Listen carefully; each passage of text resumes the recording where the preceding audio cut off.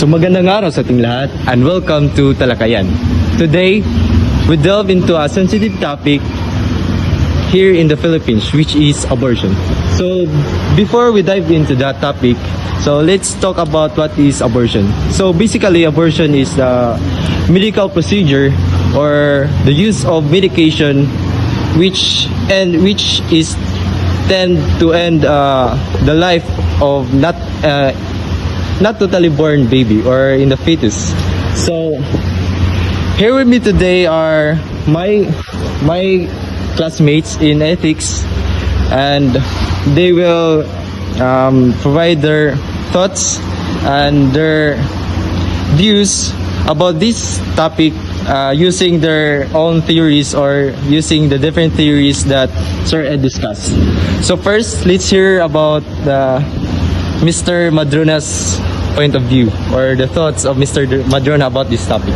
So my theories is on divine command ethics. When it comes abortion, it is against God, because this theory states that what is good and bad measured by supreme being. So God given Moses commandments. So in this commandment, kill. So abortion, basically nipatay ka ng unborn child. So against you. Basically, you are totally against this topic, abortion. So thank you, Mr. Madrona. So next one is, let's hear from Mr. Tom point of view. Thank you. For my point of view, I will use utilitarianism. So, utilitarianism, in this case, abortion, it's more good than harm in terms nato karon, kay mostly nato kay gasalig pa ta sa atong parents. Then if ever makakuha tag unwanted pregnancy, I think a best action or option ana kay i-abort. Kay if ever na baby, murag mas makadugang na siya problema sa atong future, sa atong dreams, sa atong parents nga nagpadako nato, nga naghatag nato kwarta, then sila nagpaskwela nato, then maghatag patag perwisyo nila if ever makabuntis tag or makabuntis tag inganana. Then I think abortion may best option yun, kay mo to makahatag siya more problems than it will than maka benefit siya sa ato. So mao na akong side sa abortion. Miss Sam. So, I will use the objectivist ethics for this topic about abortion. So, basically, objectives ethics kay, according to NRAD, objectivist ethics is human life itself is the supreme value. So, it views individuals' inherent rights and dignity. So, more on ang objectives kay more on conscious ka ng to preserve life. So in this case, ang abortion more on conscious siya ka ng against jud ang objectivist ani kay ani man ni siya ang kon ani duha ni siya ka side ang need nimo i-consider so mura na siya kon nga ng unborn fetus, the rights of unborn fetus versus the rights and choices of the mother or the pregnant woman. So sa objectivist ethics, sa iyang perspective kay ang abortion sa fetus kay it can be seen as a violation kay lagi to preserve life lagi, so bali against yun sila, but needs sa nimo i-consider pod ang sides pod sa right and choices about sa mother kay wata kabalo kung unsa pod ang tawag na kanang iyang reason nganong iya ipa-abort. So basically but if for short, ang objectivist jud kay against jud siya. So that is my side.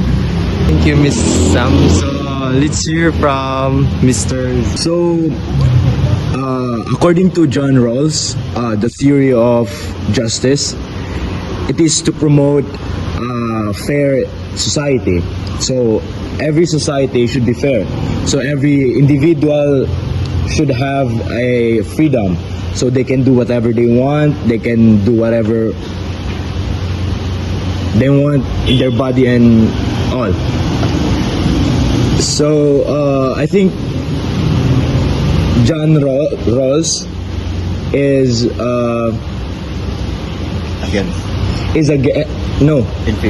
in favor of abortions.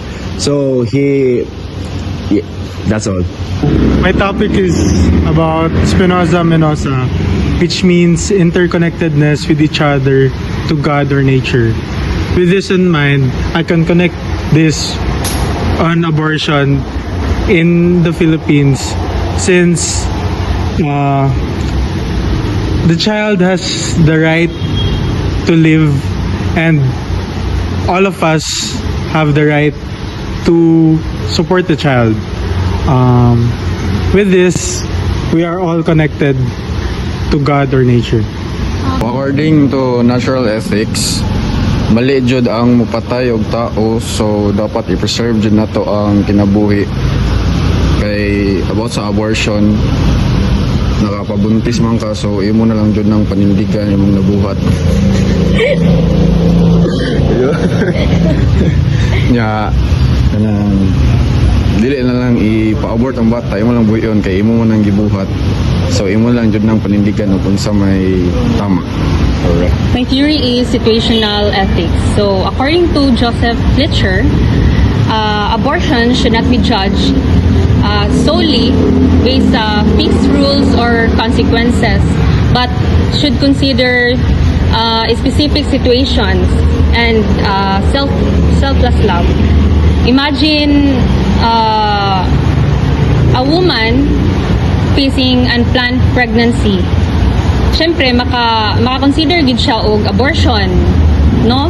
Like, nagid siya yung mga reasons ba, kumbaga, na such like health risk or financial instability, di ba? Mga personal circumstances, good. So, mao na siya ikuan sa situational theory.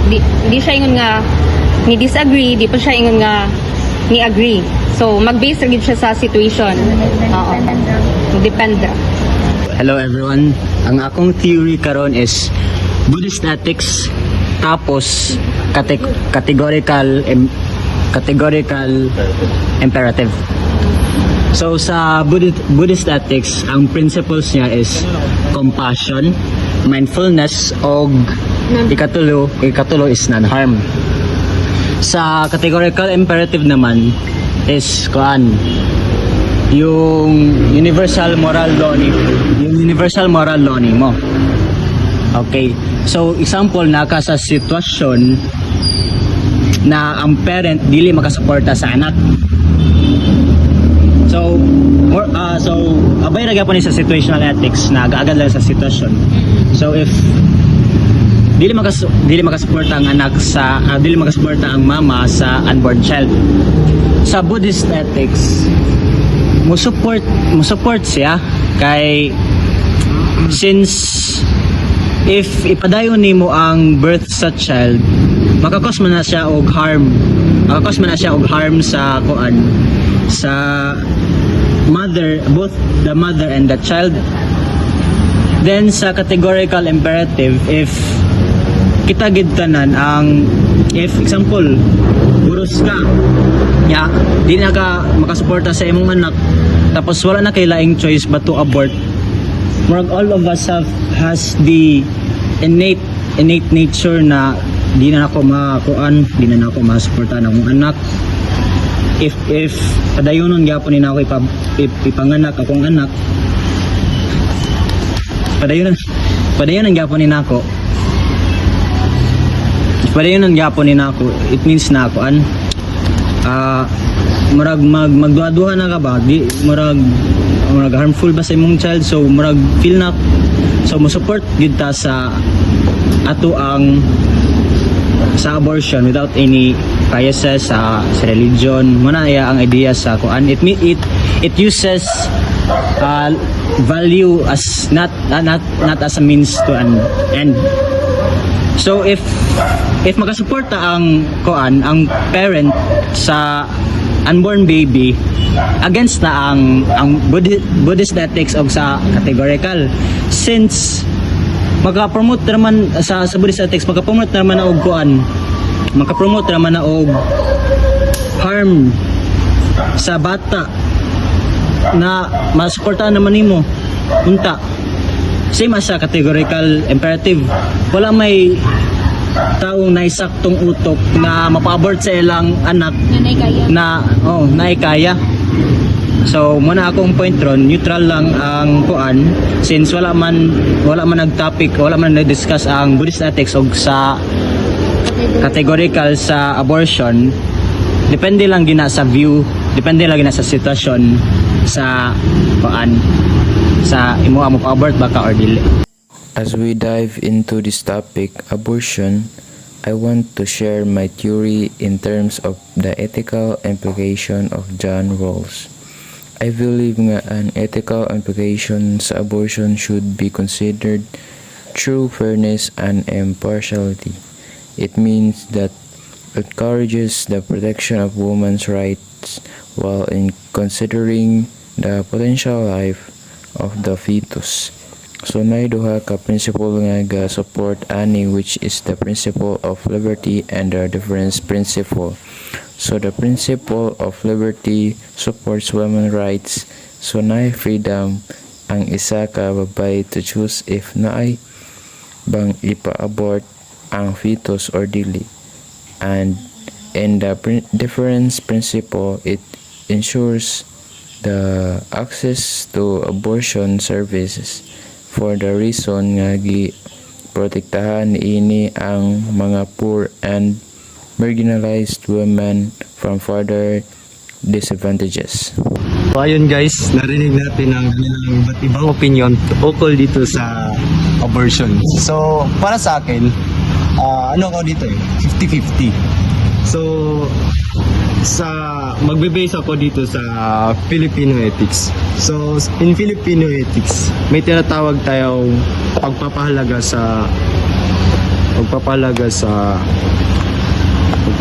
sa buhay, which is the value of life. So in here, masasabi natin na ang abortion is parang piniprevent mo yung fetus na mabuhay. So and then on the other hand, pwede din na in some reasons agree ako sa abortion kasi sabi sa Filipino ethics, pwede natin i-consider ang pamilya at pamayanan, which is pinopromote dito yung paano if yung babae is biktima ng rape or ano ba niya yung unwanted na pregnancy. So masisira yung pangarap niya, masisira yung kinabukasan or yung pamilya niya. So thank you guys for joining here with me today, and I hope you listeners may nakuha kayo mga aral at I hope naintindihan nyo yung iba't ibang theories na shinare na aking mga kaklase sa ethics. So that's all, and thank you.